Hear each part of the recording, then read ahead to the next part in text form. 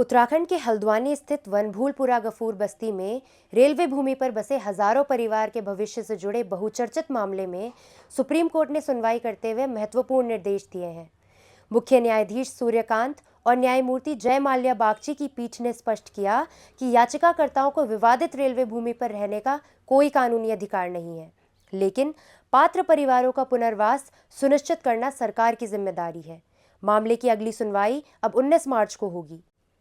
सुनवाई के दौरान रेलवे ने अदालत को बताया कि लाइन रीअलाइनमेंट और विस्तार परियोजना के लिए लगभग 30.65 हेक्टेयर भूमि की आवश्यकता है, इसीलिए अतिक्रमण हटाना जरूरी है।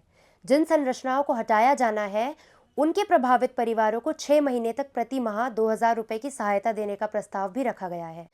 अतिरिक्त सॉलिसिटर जनरल ऐश्वर्या भाटी ने बताया कि कुछ परिवार छोटे भूखंडों के स्वामी के रूप में चिन्हित हुए हैं।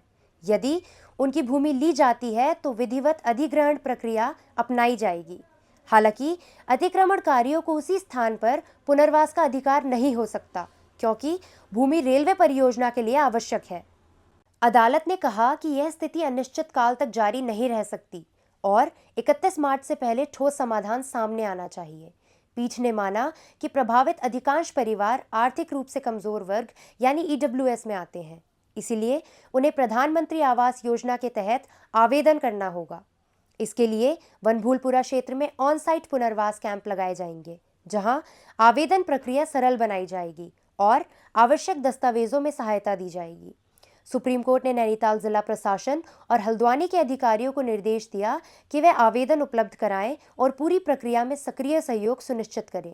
न्यायमूर्ति बागची ने टिप्पणी की कि भूमि राज्य की है और उसके उपयोग का अधिकार भी राज्य को है, लेकिन यह मामला केवल कानूनी स्वामित्व का नहीं बल्कि मानवीय पुनर्वास का भी है। यह मामला लगभग 50,000 की आबादी से जुड़ा है। हाईकोर्ट के पूर्व आदेश पर सुप्रीम कोर्ट ने फिलहाल कार्यवाही पर अंतरिम रोक लगा रखी है और राज्य सरकार से पुनर्वास का स्पष्ट मास्टर प्लान मांगा था। अब अदालत के ताज़ा निर्देशों के बाद प्रशासनिक स्तर पर तैयारियां तेज कर दी गई हैं, ताकि पात्र परिवारों को समयबद्ध और सम्मानजनक पुनर्वास उपलब्ध कराया जा सके और लंबे समय से जारी यह विवाद समाधान की दिशा में आगे बढ़ सके।